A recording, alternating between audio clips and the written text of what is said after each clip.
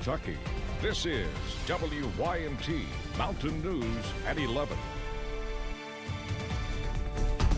Good evening, I'm Steve Hensley. Republican candidate for governor Kelly Craft is getting some national attention after comments she made on Monday. Those comments during a telephone town hall were about transgender issues, especially related to schools, which has certainly been a hot button issue this year. Craft said, quote, "Under a Craft-wise administration, we will not have transgenders in our school system," end quote. Grayson Passmore has reaction from LGBTQ plus organizations. When the world constantly shows you every day that you don't belong, it's a rational thought to not want to be there. As the executive director of Transcending Stigma, Alexander Griggs offers many services, like therapy for trans people of all ages. And now he offers a mentorship program that matches trans youth to trans adults. I was born out of all of this anti-transgender legislation that's kind of coming through. There are a lot of parents of trans kids that are terrified, that are pleading for something to help their children. A new concern for advocates like Griggs is recent remarks made by Kelly Craft during the GOP's primary race for governor. Craft's running mate, Senator Max Wise, sponsored Senate Bill 150, the law aimed at limiting rights of transgender youth in schools this year. And when asked how Craft would, quote, combat the transgender agenda in classrooms, she noted the Wise-sponsored legislation, then said, quote, "We will not have transgenders in our school," continuing to say, "We will not have transgender," end quote. In a statement Wednesday, Craft's campaign says, quote, "Of course Kelly was referring to the woke ideologies being pushed in our schools," going on to say she has been advocating for the best for all children this entire campaign, end quote. But it's this rhetoric Griggs fears will be most harmful. And as much as we try to provide these kids with as much stability as we can, that's also always a risk of, dysphoria and discrimination becoming too much for them to handle, and them taking their lives. That was Grayson Passmore reporting. Transcending Stigma is Louisville-based. Griggs says their mentorship program also matches trans adults who have just started on their journeys with others who have been through it. Well, Kelly Craft campaigned in several eastern Kentucky counties today, and she'll be campaigning with Senator Ted Cruz of Texas this weekend, but is not expected back in eastern Kentucky before the election. Attorney General Daniel Cameron is also not scheduled to be back in the mountains before Tuesday. Some of the GOP candidates will be here in eastern Kentucky in the next few days. Agriculture Commissioner Ryan Quarles will be making stops in Whitley, Laurel, and Rockcastle counties tomorrow. Somerset Mayor Alan Keck will go on a 24-hour blitz across the state Monday, with stops scheduled in London, Manchester, Jackson, and Paintsville. We have reached out to State Auditor Mike Harmon and attorney in Northern Kentucky native Eric Dieters, but have not heard back from them as far as their plans between now and Tuesday. Well, early voting begins tomorrow ahead of Election Day. You'll be able to vote early tomorrow, Friday, and Saturday. You can check with your county clerk or their website for locations and times. And polls on Election Day next Tuesday will be open from 6 a.m. until 6 p.m. Eastern Time. Now to a developing story we've been following all evening. A crash in Pikeville killed one person and sent another to the hospital. Lanes of US 23 were shut down for several hours this evening after a motorcycle was hit by a commercial truck near North Point Academy. First responders completed a reconstruction and say the incident remains under investigation. It appears right now that the motorcycle pulled into the path of the commercial vehicle. The roadway has since reopened. No names of anyone involved have been released at this time. Well, dry weather continues across the mountains as we close out your Wednesday. Here's a look at satellite and radar right now. As you can see, we are dry, but clouds continue to increase as we go into tonight, and that will continue into your Thursday as well. Those current temperatures still mild. Most of us in the upper 50s and lower 60s, 65 in Jackson, 63 in Pikeville, 64 in London, and 66 at this hour over in Pulaski County in Somerset. As you walk out the door in the morning, temperatures in the upper 50s and lower 60s. But a nice warm up on the way into Thursday afternoon. Highs topping out in the middle to lower 80s. Also watching out though for rain chances to return into your Thursday. As you can see, those rain chances are going to return Thursday, also Friday, and into your Mother's Day weekend. Some of the rain could be heavy as well. Tracking all those details in just a few minutes. Steve? All right, thank you very much, Cameron. Applications for the Community Development Block Grant to help flood victims are open in the Big Sandy region. Some homes and families were affected by flooding twice in less than 18 months. Now the grants, which were announced by Governor Andy Beshear in late April, will award homeowners in eligible counties as much as $200,000 for home repair or rebuild. Officials in Floyd County say this allows folks the opportunity and choice to stay in their hometown rather than being forced away by the disaster.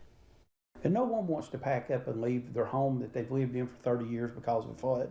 This is going to give us an opportunity to help you to stay in that home that you've lived in for 30 years.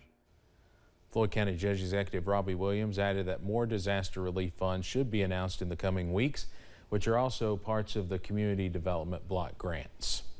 A ribbon cutting in Pike County today celebrates the start of a new outreach for the people of Elkhorn City. Following the floods of last year, many people were searching for a way to help, and Elkhorn Community Church found a way to be part of the answer.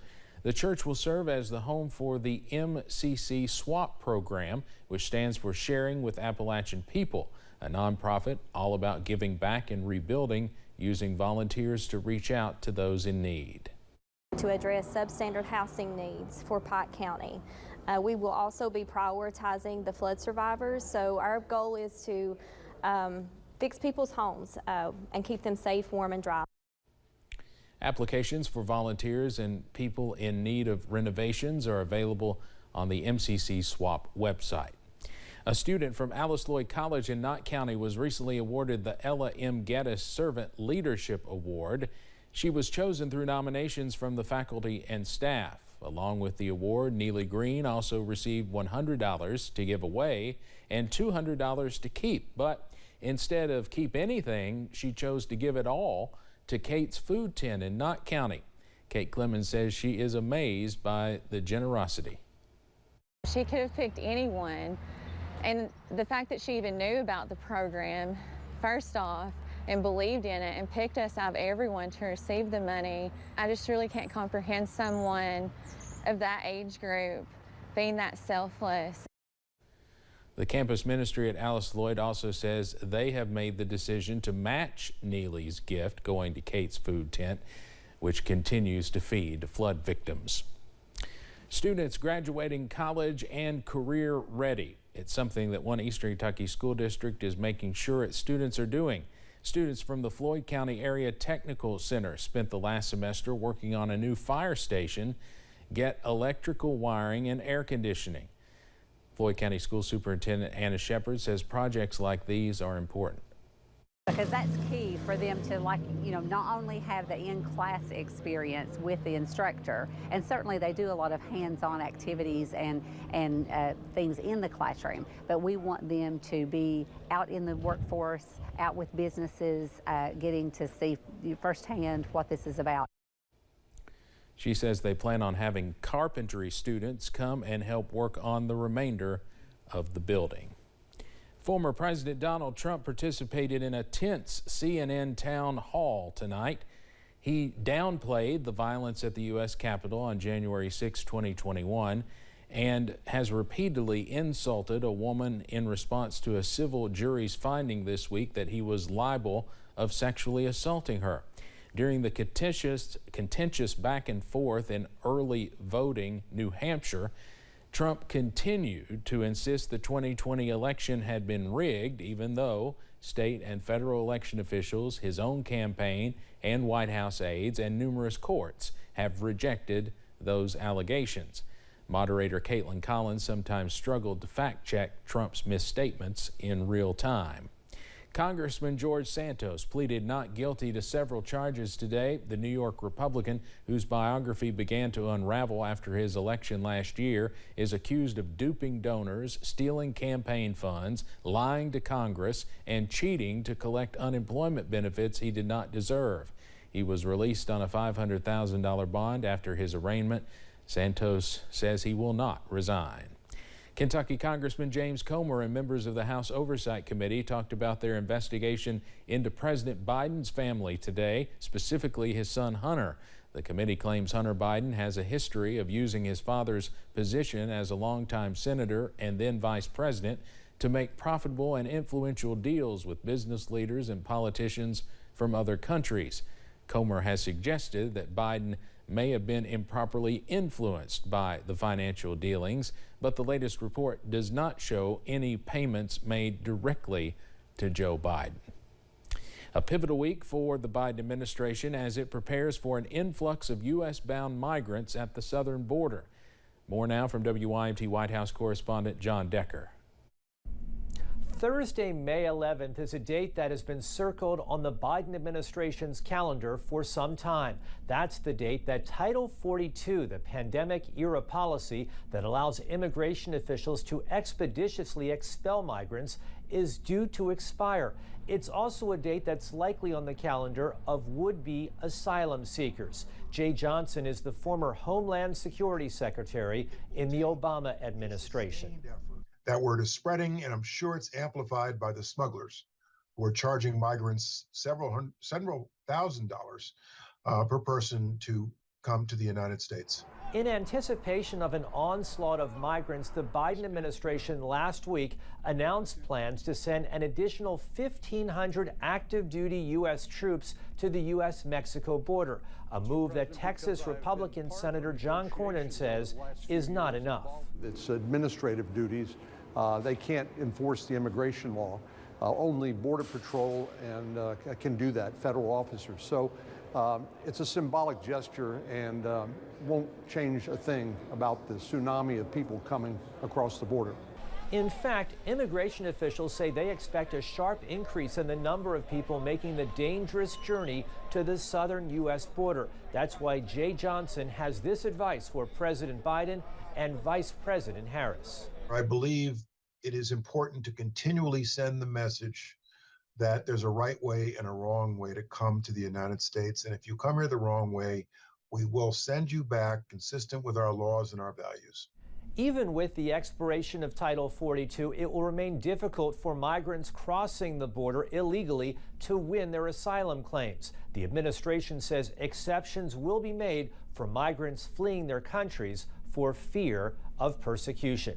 In Washington, I'm John Decker.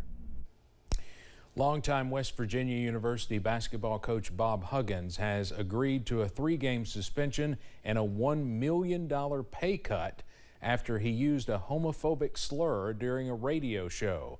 During a call to a Cincinnati radio station Monday, Huggins was asked whether he had a chance of landing an Xavier player from the transfer portal. Huggins then made offensive comments about Xavier fans. He later apologized. Huggins will also be required to meet with LGBTQ+ leaders as part of the agreement. Coming up